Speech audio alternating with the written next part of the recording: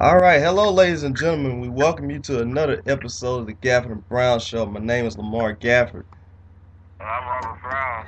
and tonight we're going to basically talk about some more stuff about the NBA playoffs and other things that are going around in the NBA and also other sports news today. But first, I guess we're just going to go ahead and start things off with the NBA playoffs. And we had two very good games. Two series now are at are tied up at one game apiece. Let's start things off here with the Thunder Grizzlies series. With the Grizzlies, they won last night, 99-93 over Oklahoma City. Got a chance to put the tie up, not up that series, and then get a chance to go back home on. I think. Let's see. I think this Saturday. Go back home to Memphis. Did you get a chance to see the game, and what were your thoughts about the game, Rob? Unfortunately, I didn't get a chance to see the game, but I followed it. It was a bit disappointing for Thunder fans, considering that Oklahoma City made it a tight game for most of it. During the final stretch, it was pretty close. Unfortunately, things didn't happen to go their way, and Memphis pulled out the win.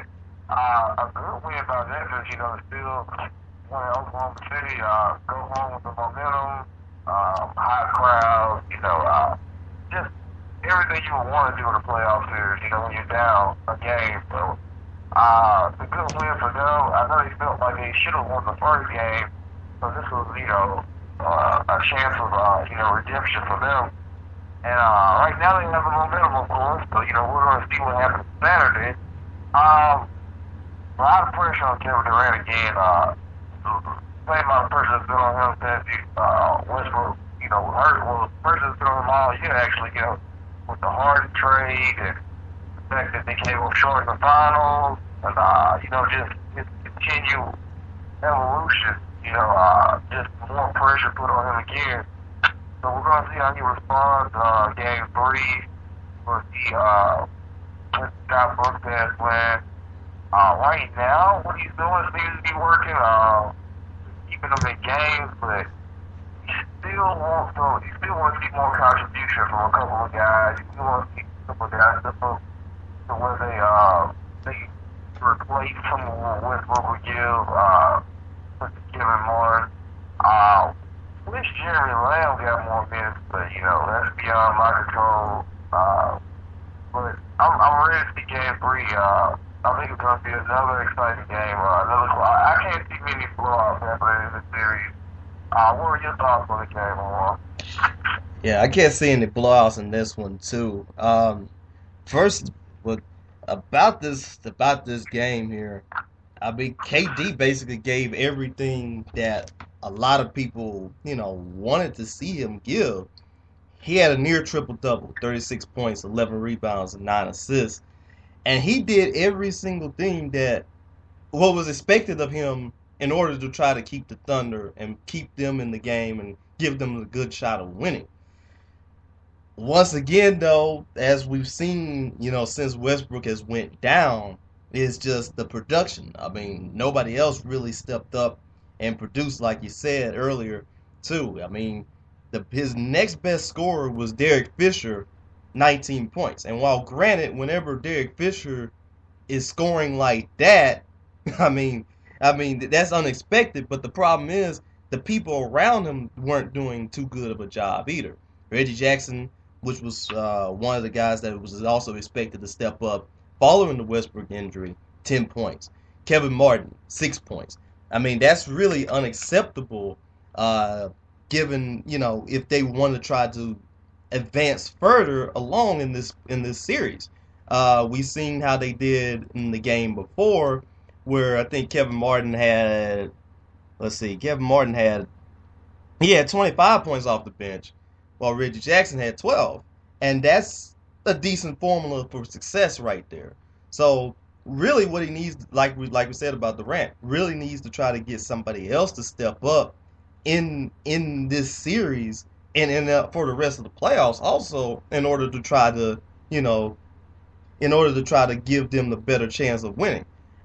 I can't take away anything though from Memphis because they really deserved that game and they really had to win that game after game one, after that collapse in game one.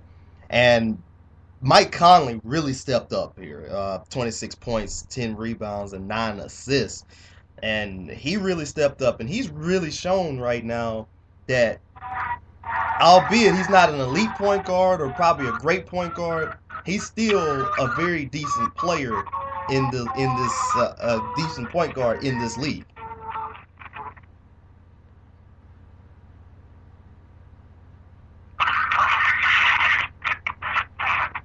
So he's really stepped up and all that stuff too. Yeah, he has, and you can have this hovering around this top 10 list of point guards in the NBA right now. Definitely showing his value. What he can bring to the table. Mike Conley Jr. is kind of he was even underrated. Plays in Memphis, which is a small market already. And, the two all-stars of the team, are Zach Randolph and Marcus Hall. And, now with Rudy Gay gone, I guess more attention can be shined on, the backcourt, with Colin Blaine table. So, great player, just a guy that can, really facilitate and score. And he's also one of the fastest point guards I think in the league.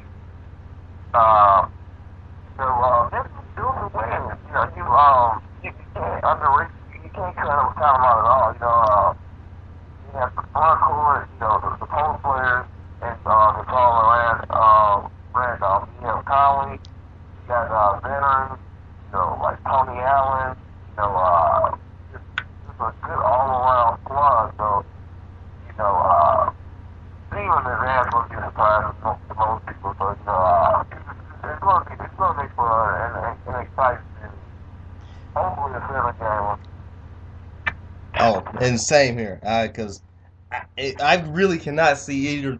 I mean, I would not be mad if either one of these teams, whatever the outcome is going to be, as long as it is a 7-game series, and I got a good feeling it will be a 7-game series too, because we've seen what happened 2 years ago with these two, and they were, I think they both were pretty much on the rise then, and now they're two of the better teams in this league right now, and pretty much you got the same thing that's going on right now too.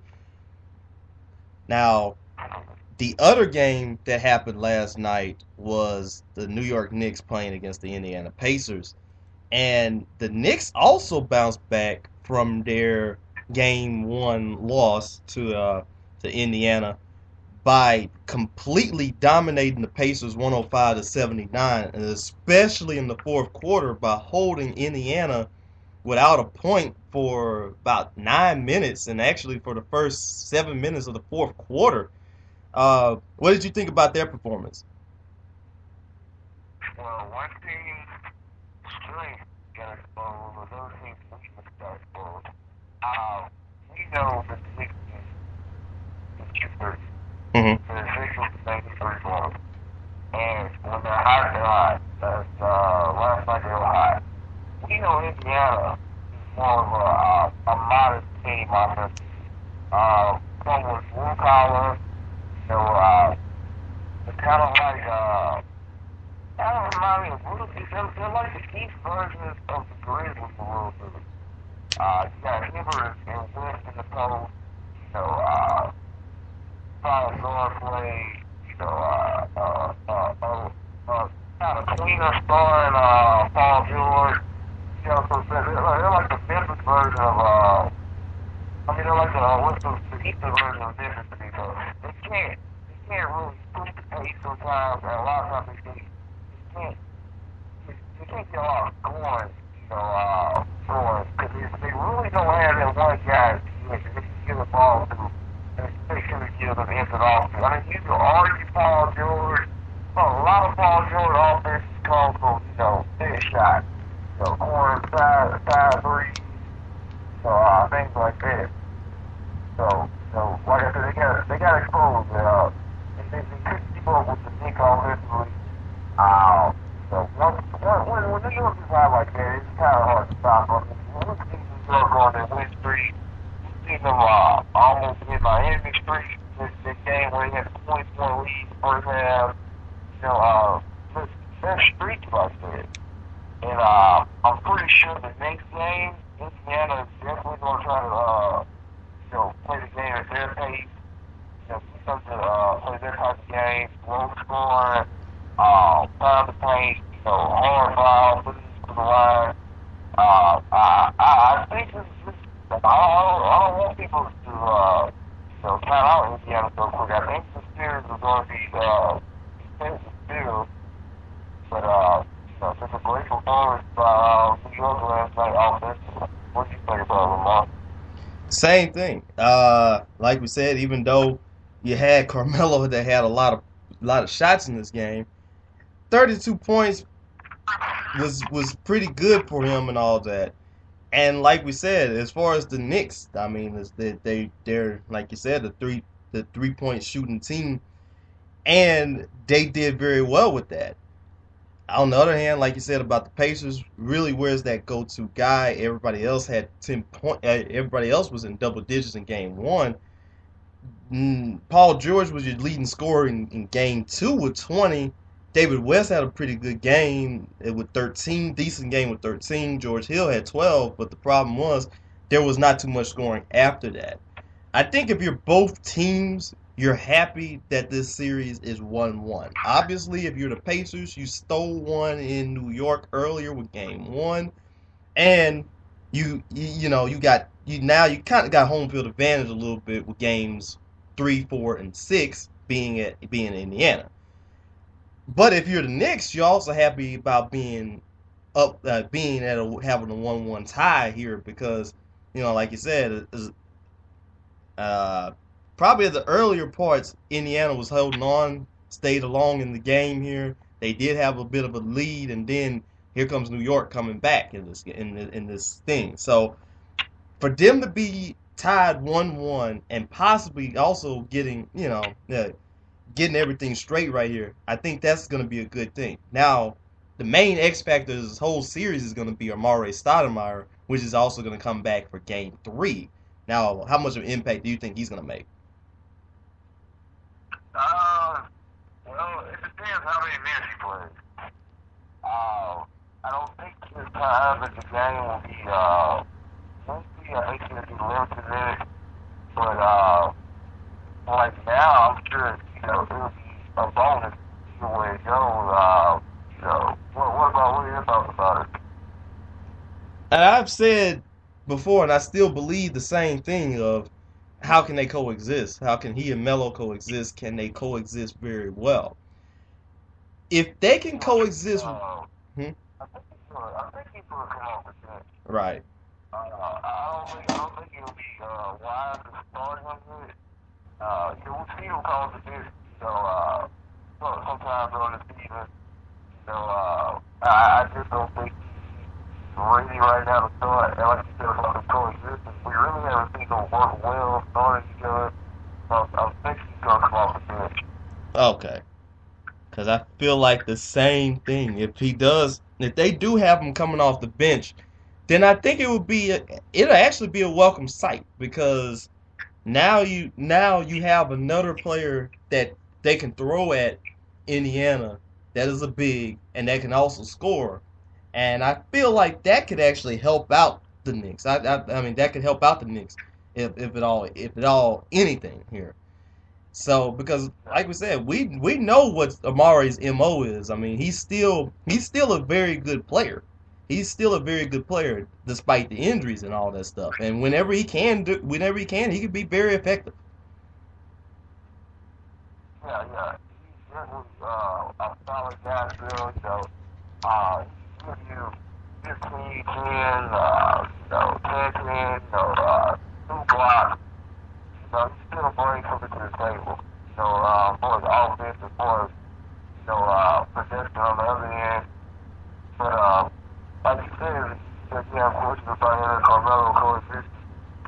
So I think it might work in this case. It's resumed bringing him off the bench and getting him quality minutes, but not too many because you don't want to put too much on him. This is a guy who has very shaky knees, literally.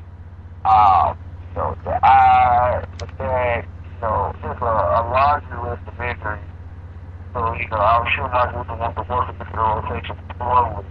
And see what he can offer, because this might be Lamar's last year. I mean, this is a guy who's not going to live out their contract, he's not going to live up to their expectations, but, he'll be best shopping him now. It'd be best for them to take this opportunity and show, the market, his value.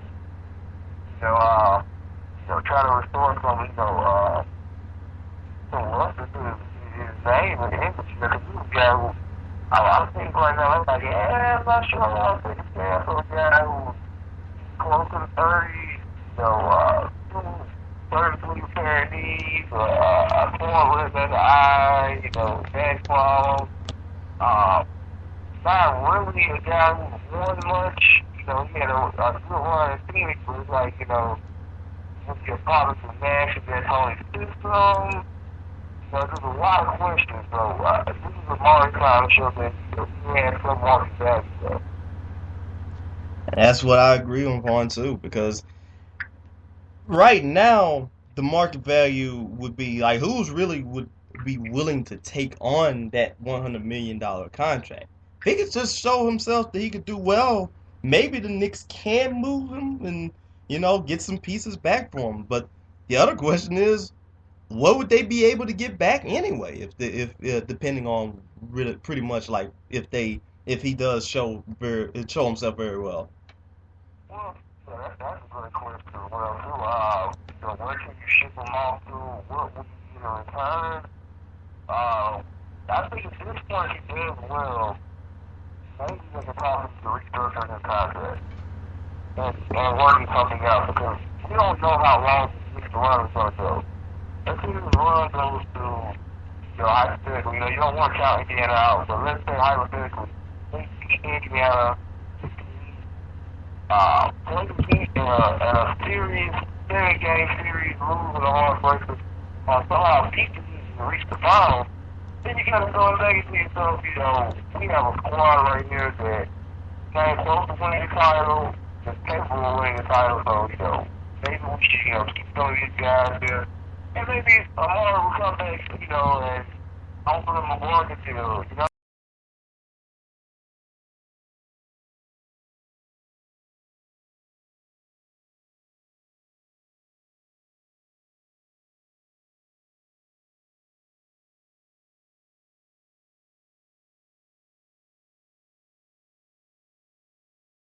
There was a point where he missed the whole season was to the knee, the torn retina when he missed half the season. Since he's been a Nick, I don't think he's played a full season. So, there are questions about, how healthy can he be. Even questions about his temperament. This guy I think last year, the year before last, the last on the fire, I think, was, injured his hand when the team needed him. So,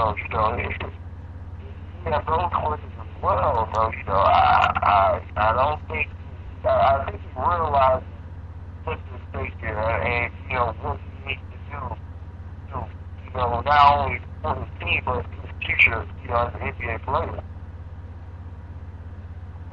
Absolutely, because it's pretty much he has to show everybody here what is pretty much at stake, like we said.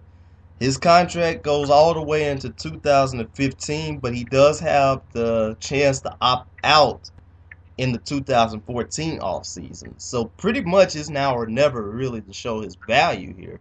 What can he do with the Knicks and how can he contribute and all that? Who knows? Like you said, this might, and the Knicks are built to be a contender and a contending team here.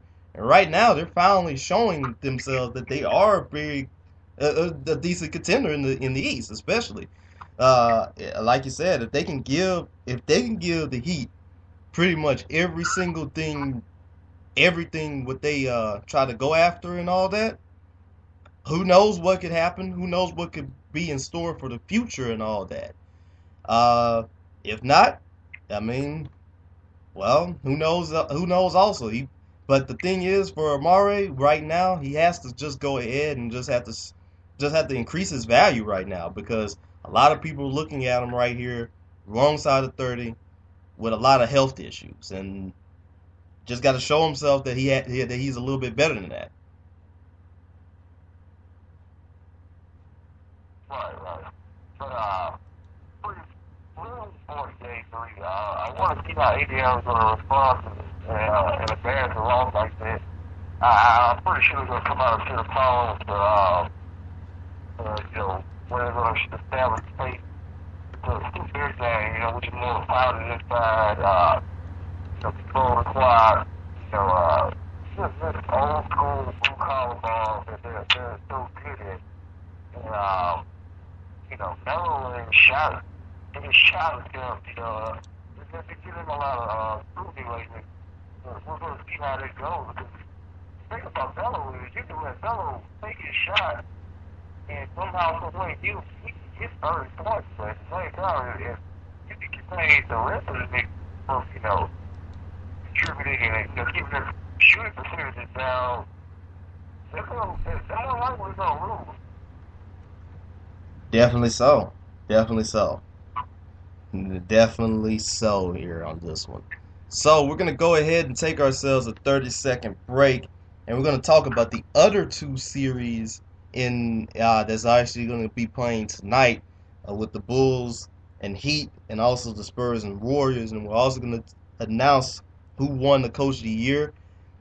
Do not turn that dial and stay right here with us. This is the Gafford and Brown Show. All right, we're right back with the Gafford and Brown Show, and we're right here talking about the other two matchups in the playoffs right now. Tonight's game, the early game here, is going to be the Chicago Bulls and the Miami Heat, and that's going to happen tonight at 7 o'clock Eastern, 6 o'clock Central. Bulls took game one surprisingly, and we all was trying to make our predictions of the whole thing. Rob said sweep, I said 5 games, but never did we think that the Bulls would take game one. They took it 93-86 here. Uh, Care to give me a little bit more of a recap of that game and what would they have to do in game two? What's going to happen in game two from both teams here? I don't have no theory like a score on LeBron James. LeBron James is going to come out. I think he's going to put on performance. I think he's going to show why he won the fourth MVP. I see Miami winning this game because their last game was embarrassing. I think Miami wins this game sleepwalking almost. They cruised through Milwaukee. They never really had to play at all the potential. Kind of sleepwalk through Milwaukee. Got to Chicago. I think they kind of won through Chicago because Chicago, they're not at full strength, and they got punched in the mouth. So I think they're going to come out this next game, with a chip on their shoulder. Because this is a full team. I mean, they don't like each other. It's a fact with Miami and Chicago that they're not friends. They're not two teams that, when the game's over, they're going to go to a club and hang out. That's not really what's going to happen. I think Chicago stole one, and they know they stole one. They're going to come out aggressive as usual. This is a Chicago team that have a lot of heart. They have a lot of pride. They're not a product of just their rules. They play good defense, they play good team ball, and they believe in each other. And with energy guys like Noah and Nate Robinson, they continue to shock us. I think some of their luck is going to run out because the Heat, as we know, they're just a more loaded team. And I think we're going to find it out tonight and for the rest of the series. I was a little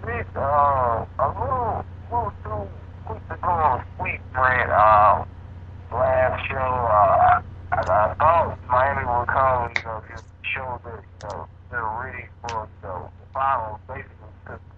So basically, all of us have to check into the final. So, I thought maybe they were going to mind, we saw them going to a win streak. It just looked like the most dominant team in all of basketball. And I thought maybe the momentum would go into this series, considering how damaged the Bulls are, but, Chicago stole one. So we're going to see what happens. What are your thoughts on it, Lamar?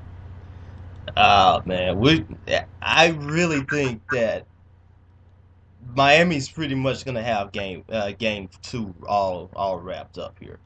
I cannot see them going to Chicago down 0-2 in this series, and then I just cannot see that here.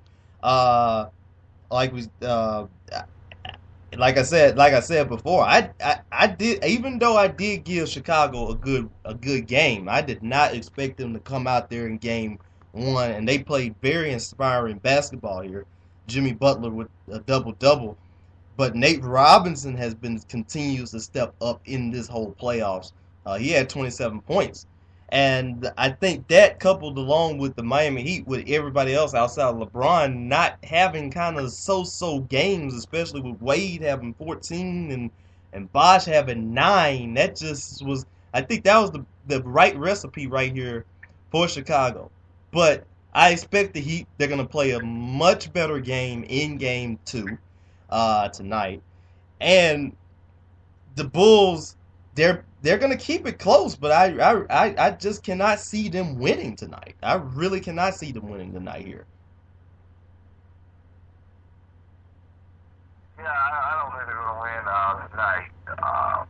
It would really make some great television and just all around intrigue if somehow Chicago would have still game too.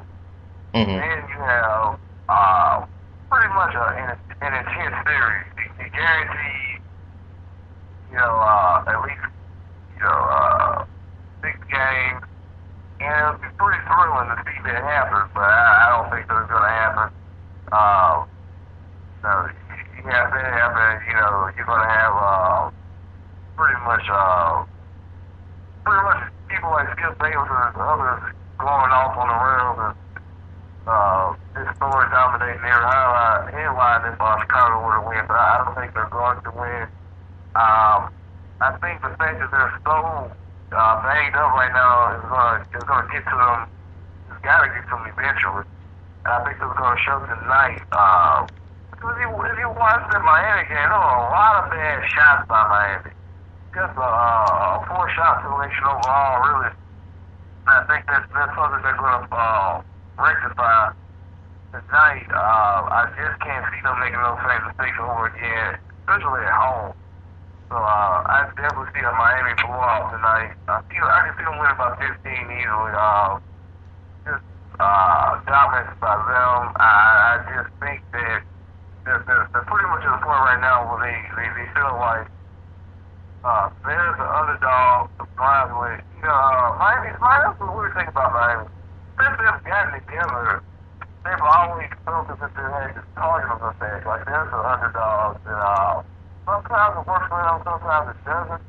I think this is the one time when it might come to their advantage, and they might use it to, get a win out. Yeah, agreed here.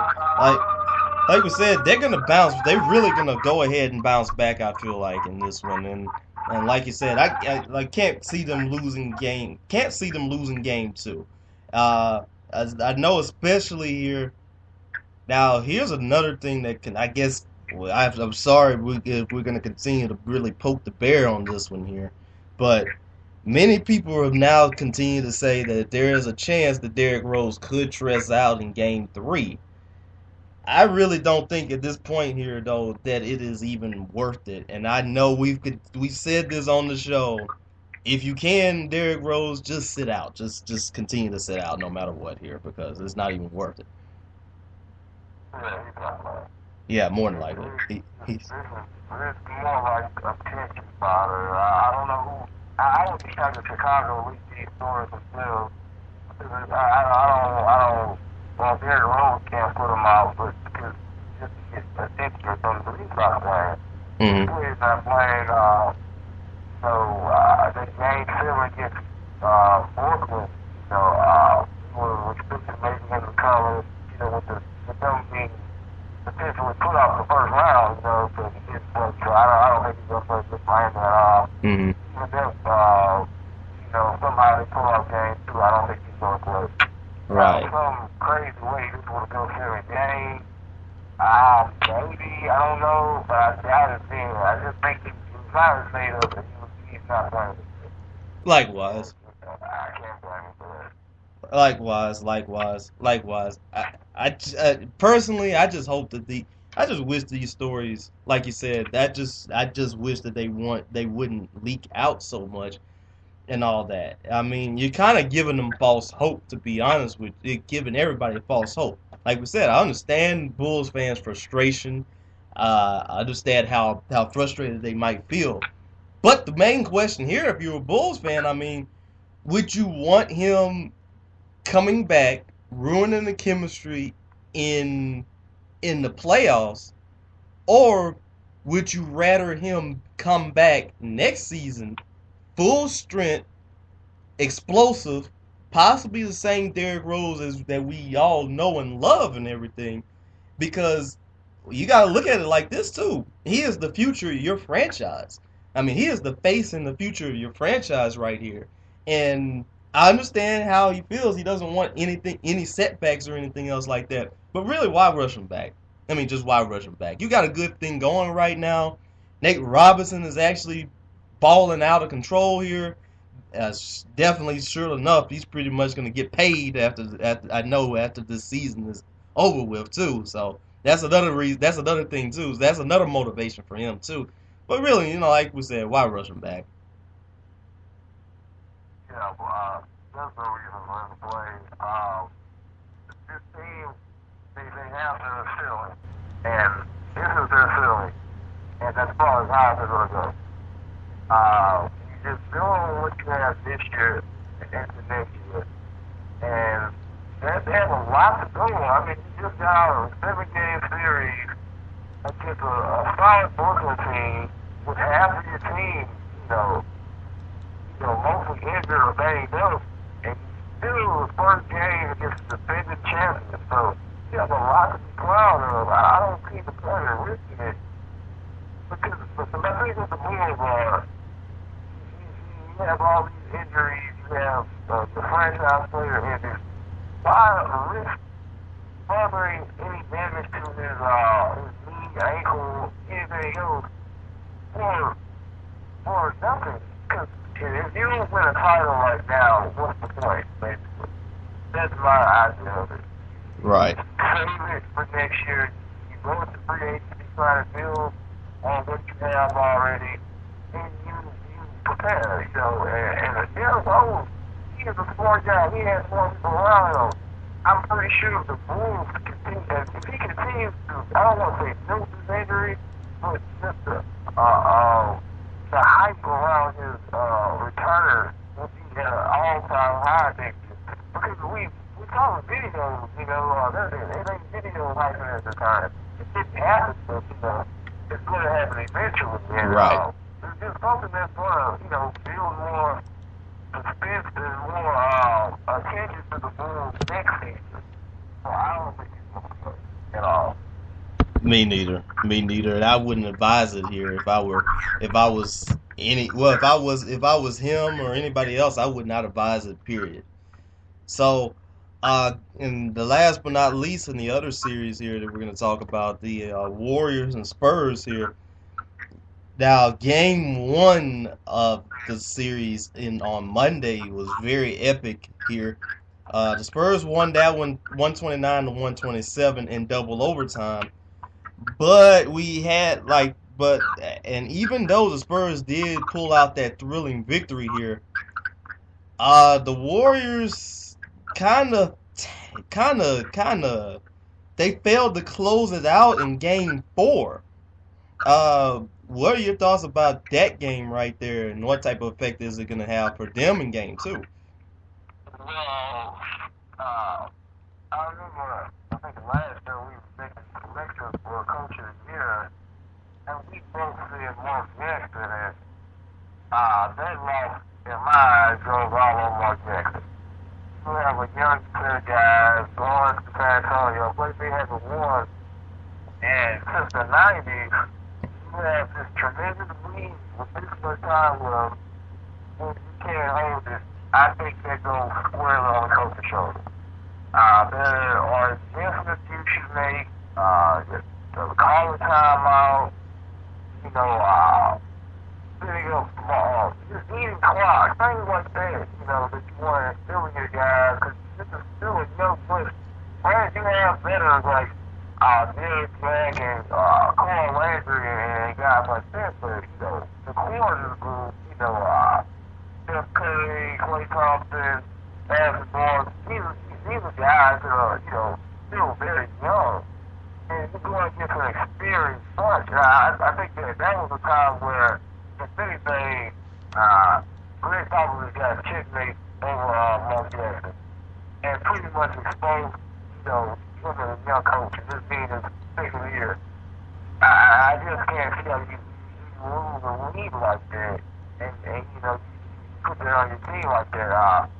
And the Spurs, they are recognizing the momentum coming into the series. You know, this is a team, you know, swept the Lakers easily.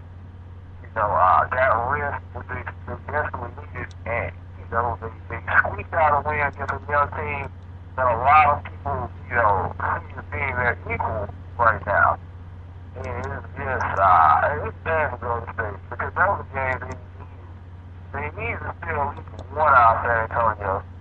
So, this game, to me, is anything for the extension of this series to the must-win. They have to win this game.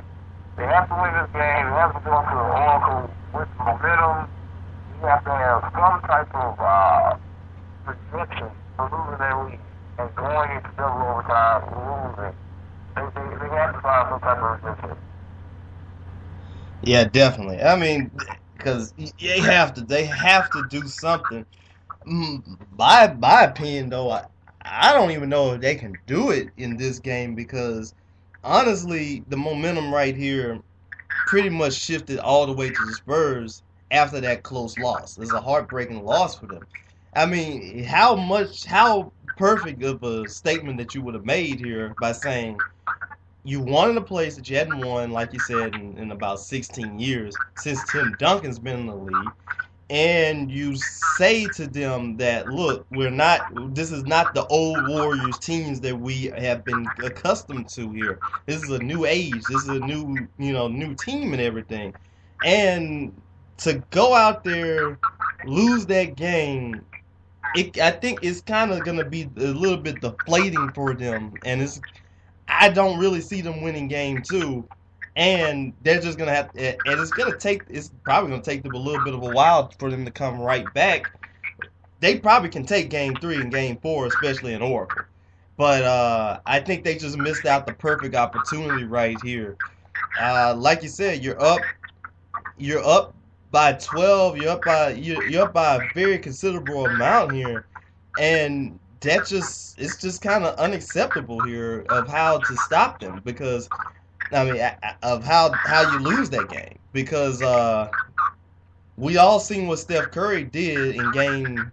I think in the third quarter of that game, where he was like so hot that he couldn't miss, and pretty much at the end of the games and all this stuff, he was also doing very well too. Ended up with 44 and 11.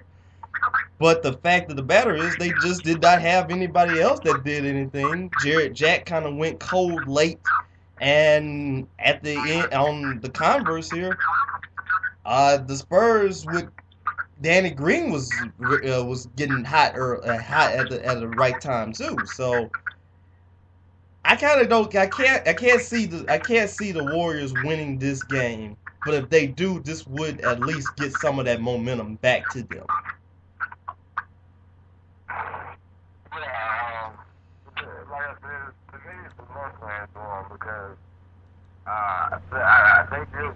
Because they got to be clear right now, you know, mentally losing a game like this, and they have to restore themselves in their, you know, belief that they can actually beat the Spurs by winning tonight. They have to win tonight.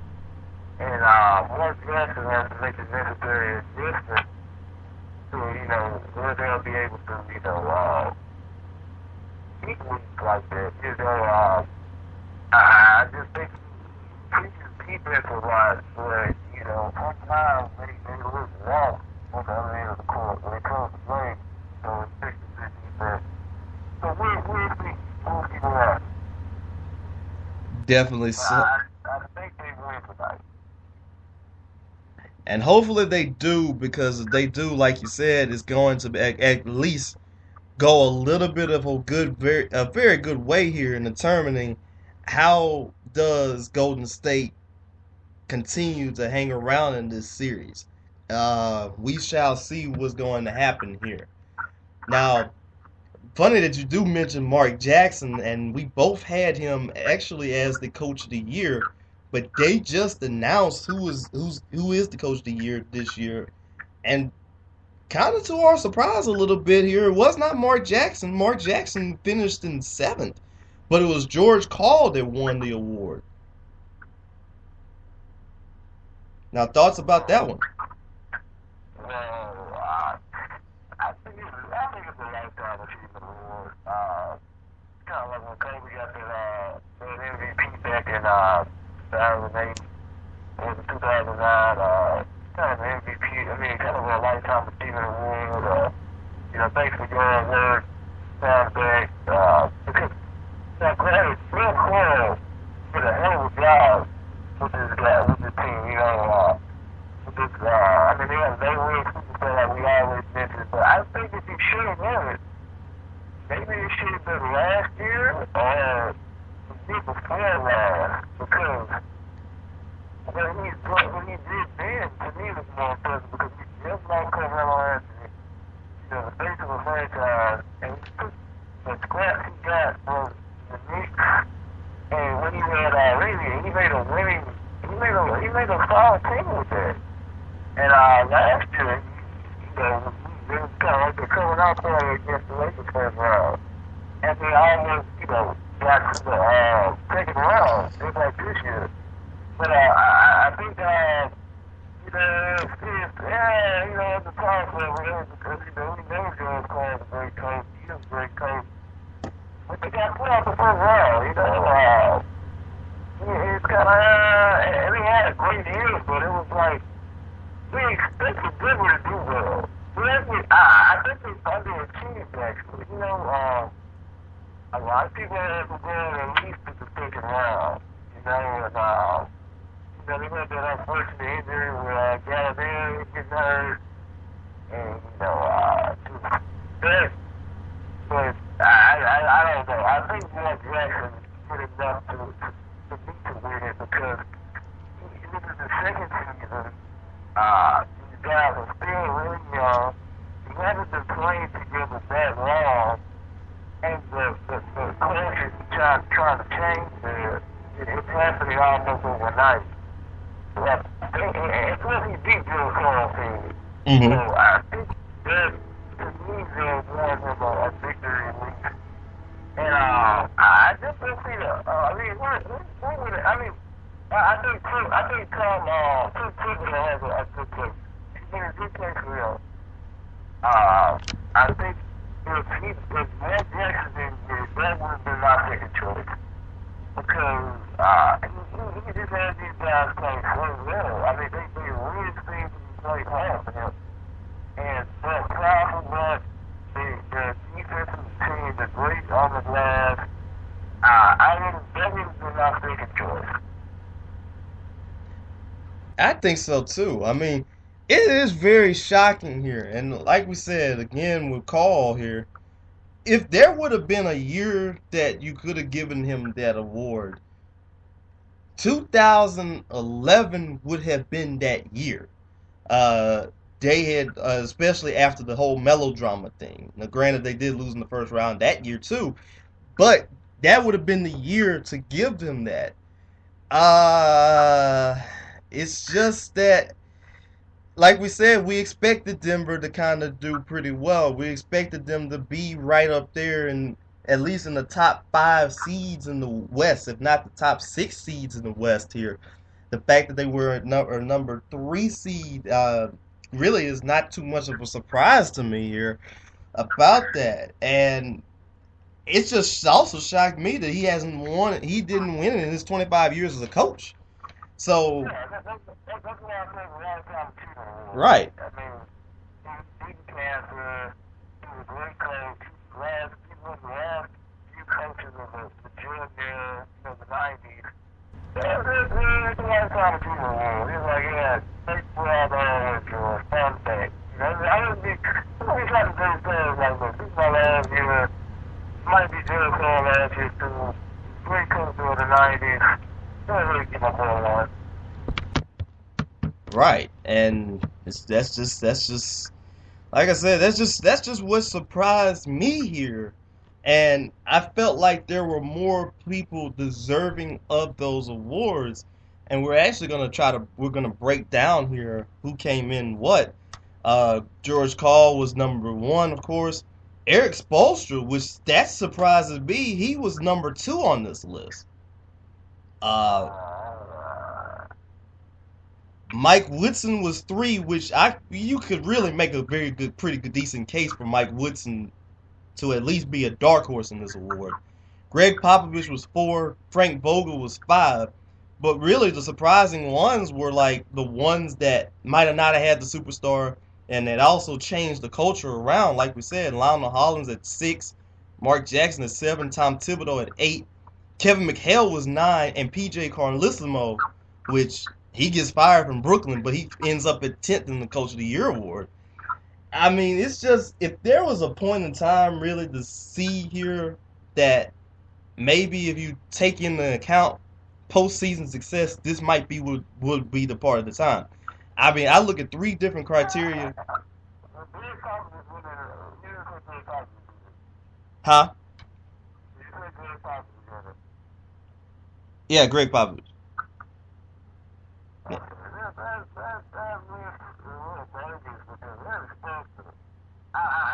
I don't take nothing away from him. For me, although his marriage here was the first year. That's exactly. His marriage was the first year, and last year was definitely just pissed with that we started with Dwayne Wade and but number two, I don't think that at all. I don't what adjustment do you really have to make? I mean, you just did a very good job that you did this year. I mean, you got Ray Allen, you got Chris Anderson, you got a team that finally got, the monkey out of the bag, from when you rate the Dallas loss. I just ain't really seen the point.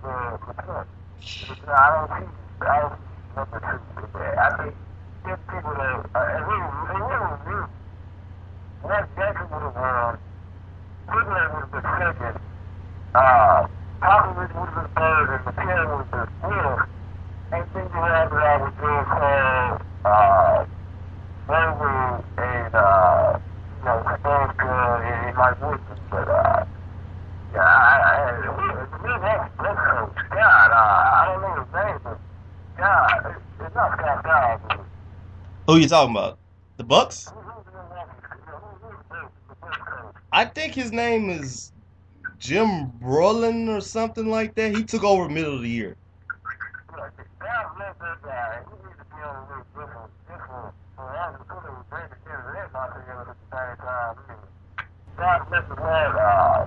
I think he should have got a very weak one vote because I mean that's a call there, and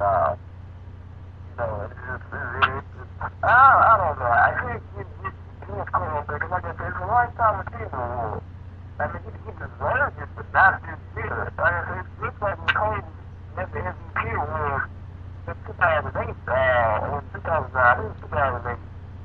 It was nice and all, but McCoy got the MVP award. It should have been the first year schedule because that was the year. I think he won the scoring title. That team was scoring. I mean, he was the most valuable player. 2008, he had a great support staff. He was in the middle of his prime. He had a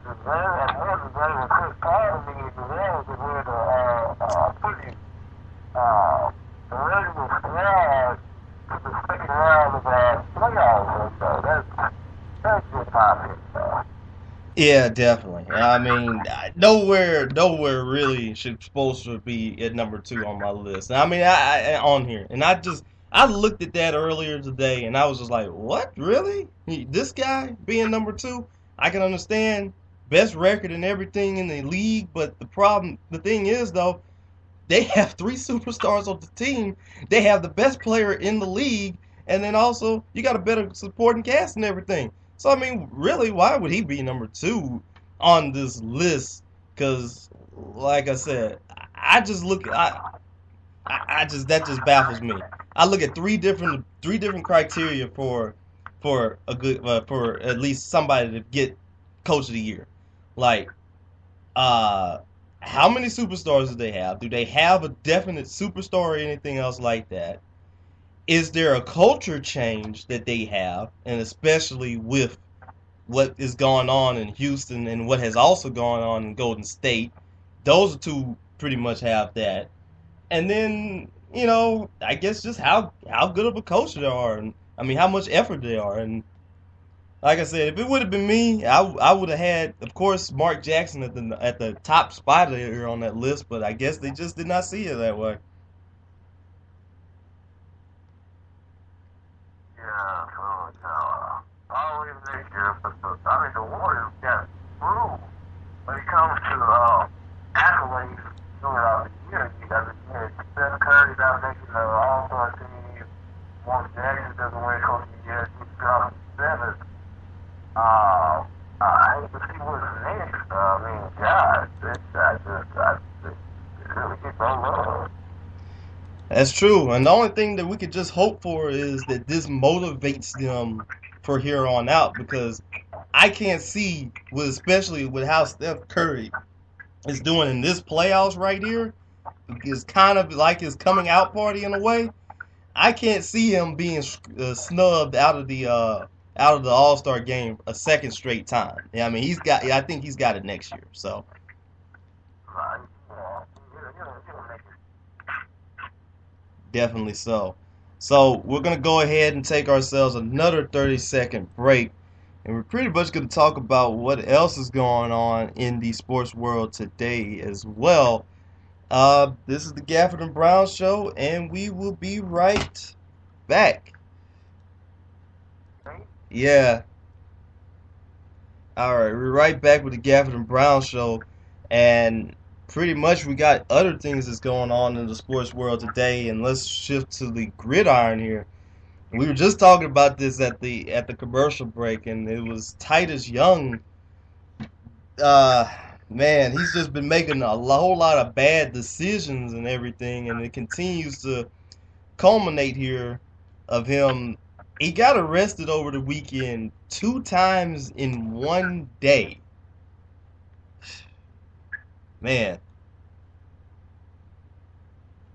Well, he keep it pretty consistent. One thing you can say. And we're talking about some people not getting the job. Nice, not getting the job this year. Man, what happened to Boyd, man? They usually, stick on model things, what happened to Tigers, but that's unfortunate, he was a guy that I kind of liked, I wouldn't call him the number two receiver in Detroit, because, let's be honest, there really no number two. The Calvin Johnson and Calvin Johnson, but Mm-hmm. he was a solid guy in Detroit, had him on that team a couple times. But yeah, he's better stay in shape than we for this year, because I don't think he's playing this year. Nah, not at all. I mean, he would be too much of a risk right now for anybody to really pick him up here, and that's just again crazy. It just says here, and looking at a report here from ESPN, it says that he was pulled over at 12:01 a.m. after making an illegal left turn, according to the police report, and he was then arrested on suspicion of driving under the influence. And then later that day, they responded to a local tow yard after they say him climbing the fence, and that he was looking for his black Mustang. And it's just, man, it's just like, you're an athlete right now. You're an athlete right now. You have to keep yourself out of trouble in this same situation. And especially with the way that Roger Goodell has been coming down on people making bad decisions and all that stuff, I would be now interested to see what is going to happen. I mean, does Goodell suspend him or what? I don't know. Well, no, I'm going to get him good right now. I mean, That's true. I think the my reason why he's got so much free time is in trouble. He ain't got no time to work out, or he ain't worried about no training camp coming up on him. He's not on the team, so idle mind, dealing with playgrounds. So we'll see there right now. When you have a lot of money, you get bored. Sometimes you tend to do stupid stuff, and he's doing stupid stuff. And hopefully he cleans his act up and gets himself together. Because, like I said, he's a solid receiver. I mean, anywhere else, maybe even good number two. He's a guy that, he's fast, he has solid hands. Not necessarily going to put, 1,000 yards a 200 yards game or 3 touchdowns. He gives you solid production. You can ask, you can tell him to go down the middle sometimes, or, he's solid. I just see somebody speaking of most eventually, but this year with those, charges and the baggage, because right now, the thing about the NFL is, if you have baggage, you're really good, the team will take a chance on you. But if you have baggage and you just, you're not getting paid. You're not going to get fouled next time. Exactly. And it's just, man, it's just continues to be crazy here, and man, it's I think just, the Raiders are always hiring, oh the Raiders yeah, love company. They love criminals, so oh yeah, just be right there, definitely so. I mean, if there's anywhere here, the Raiders are gonna basically go ahead and try to, they're gonna throw the hat on them. They know, they know, they know what they are. So I mean, hey, there you go, right there.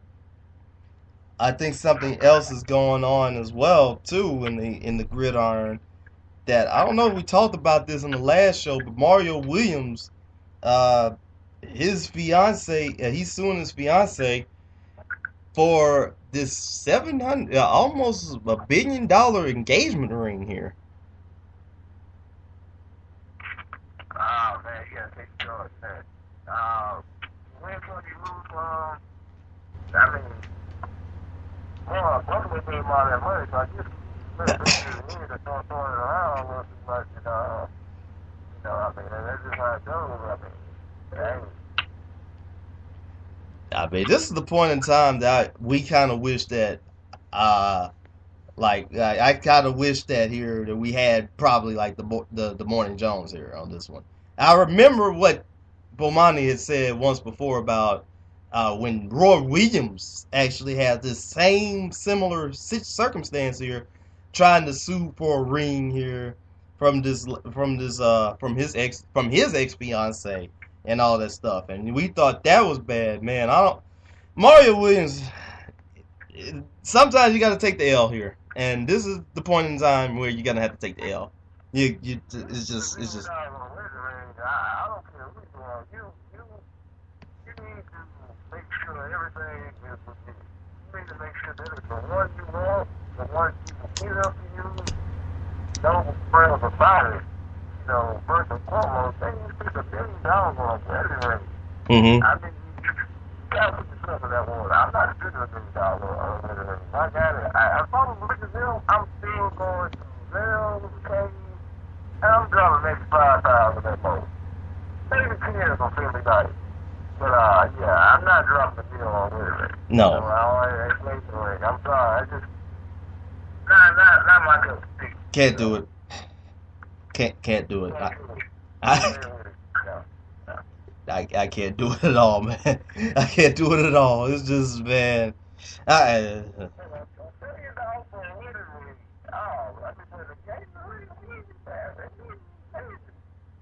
need a picture. so much for wedding rings, man. I'm trying to leave out the basement, everything. I need to go marry and holiday clear or something. Right. Another thing here going on in the world of sports today, BJ Singh is filing a suit against the PGA Tour after I think it came through here. He's suing over deer antler spray suspension. Man, what are they getting this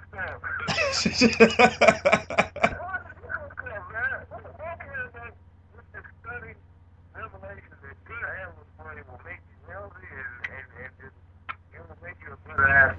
Because when I think deer antlers, I'm not thinking of 2 hour, 5 hour energies, and coming down from injuries, being a better athlete. I'm thinking of just off your bluff or something. Deer antlers. I just don't. I want to get this stuff from, man. I'm starting to think he's selling at Walmart. What's going on? I mean, what's the deal? The whole Ray Lewis controversy, and now we have this. I don't know. I mean, it gets weirder and weirder. The stuff these guys take, first of all, the good old fashioned steroids, just eat them and stuff. What was it not too long ago? Flaxseed oil, the rubs and berry bombs, the drop. That was taking deer antler fluids. I don't know what to say. I'm scared to know what's next. I'm scared. What do you do with the next to take it to the next level? Yeah, definitely. I mean, I know people have always said here that the cheaters will always be a step ahead of the drug testers. And this is just weird to me, really, man. It's like, really? This is something I never heard. If it wasn't for the Ray Lewis thing, I would never have heard about this. I would have never heard that deer antler spray would do this. It's weird, man. It can't seem man. Like I said, I'm scared to know what's next. We cross that line of science and bestiality almost, man. Deer antler flavor. I don't. What is here? What does it consist of? Like what is going on, man? I don't know. I need somebody. We need an expert to come break this stuff down because I'm lost. I don't know what's going on. It definitely. It's just crazy, and it just continues to baffle me right here and stuff like that. I mean, I mean, you got this and this. I mean, what's next? Like different type of blood or something like that? I don't know, man. That's what's coming, man. That's what I think is coming. Somebody cloning themselves or, replacing ligaments with clone or, it's getting real science fiction, like. I feel like every time I hear about this steroid scandal, I feel like an episode of the X-Files or something, man. I don't know what's going on. But when you make that much money, I guess you do whatever it takes. Exactly. Some big news for the San Francisco 49ers. Their new stadium has just gotten some naming rights here, and it's going to be, I think, Levi's. Levi's has actually dropped down 20 years, $220 million for the naming rights deal for the San Francisco 49ers. It's going to be called Levi's Stadium. That's the first clothing brand I can think of having a stadium named after them.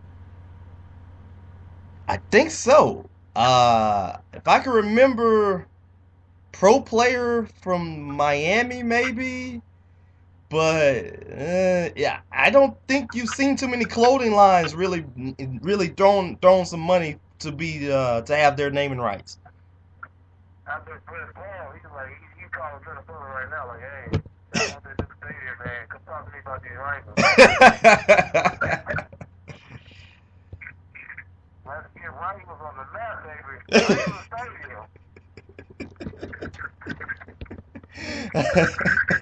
I'm pretty sure that would have to be the case, and that would have to be at least some part of the negotiation ploy in this. And I really wish that maybe if Clarence would have been here, he pretty much would have talked about that as well.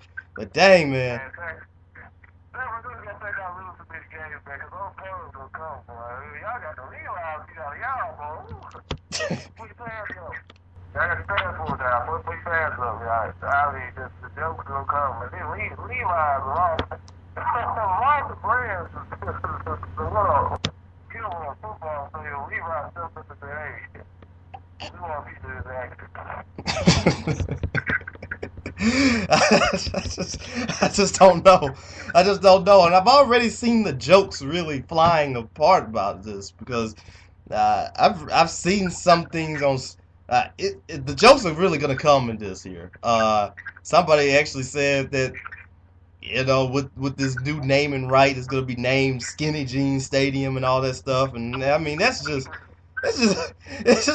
crazy, man. It's just really crazy here. Oh yeah. That's the era we live in. I miss the old days though, with the old days, and I mean, it just I don't know. The lust was kind of gone, man. That's why I'm still glad we have Lambeau Field and Wrigley Field and those little few things we have left. Exactly, and we pray that those names never changed. I mean, what really happened to naming your stadium after somebody very important, of an old player, an old booster, an old, a player, contributor, coach? Cultural landmark or something, like Three Rivers or the Great Western Forum, just. Right. And like you said, some of the names of these stadiums are not too bad. But the problem is, though, you're going to have some that's going to be very ridiculous. And I think this was the point here that's going to be very ridiculous. Oh, yeah, they're going to do for everything now. I mean, soon as you're going to have Burger King, Papa John. Papa John got a bowl game, so I'm pretty sure they're close to get the stadium. So, I'm pretty sure Papa John stadium is coming soon. I don't know who's gonna get it, but somebody's gonna get it. I want to say. I'm pretty sure though. Hey, Minnesota, they want that new stadium. They better get those rings ready. I want to say Papa John's has already gotten into this. I think with Louisville, I think something like that. And then I don't think that's not even the most ridiculous one out of Louisville. I think Louisville's basketball stadium. I mean, the KFC Yum Center.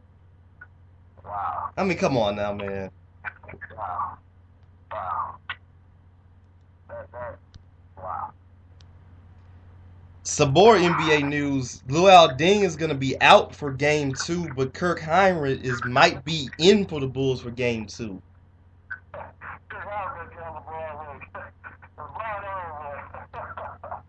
Huh?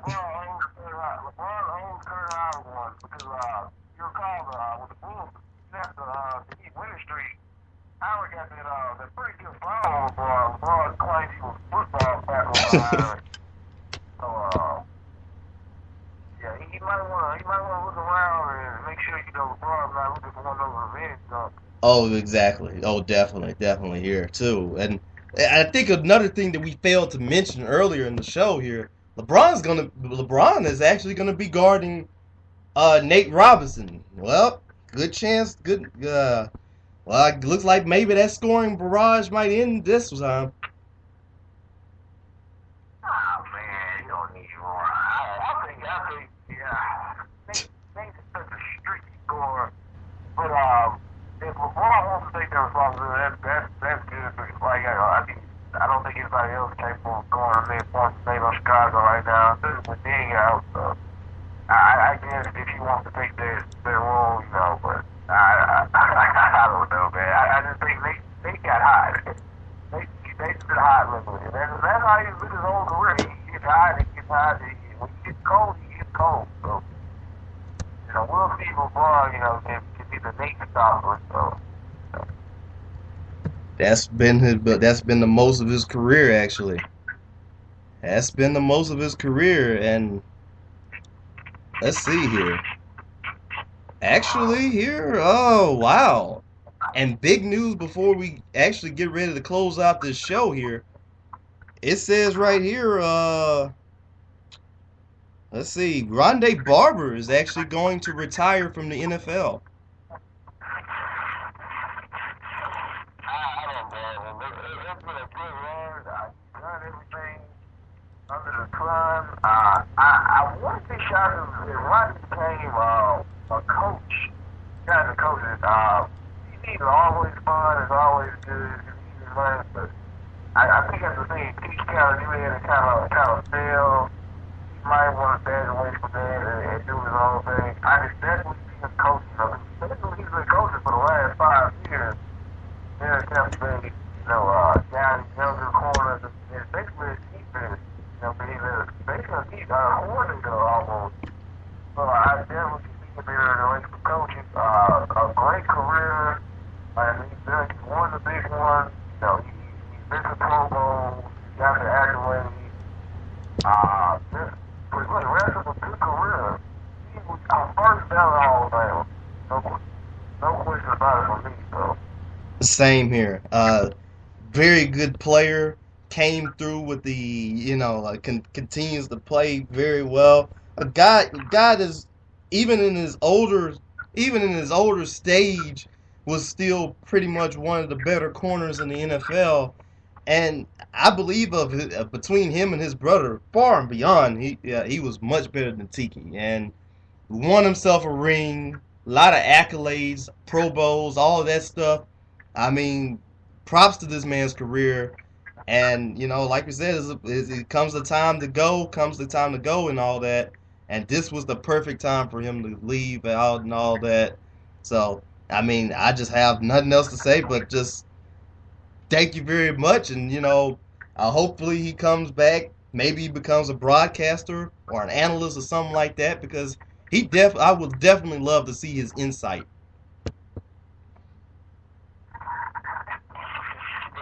We'll see what happens with post NFL.